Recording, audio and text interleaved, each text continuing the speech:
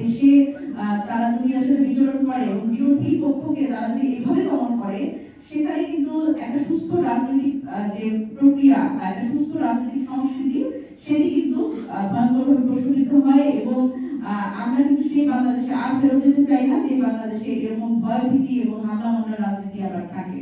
সুতরাং এই জায়গা থেকে আমরা মনে করি এনসিপির পক্ষ থেকে বিএনপিকে এই হামলার দায়ভার নিতে হবে এবং আমাদের পক্ষ থেকে আমরা তীব্র প্রতিবাদ জানাচ্ছি। এবং এই জায়গা থেকে যদি এটি কন্টিনিউ করা হয়, সেখানে কিন্তু আমাদের একটা অবস্থানে যেতে হবে।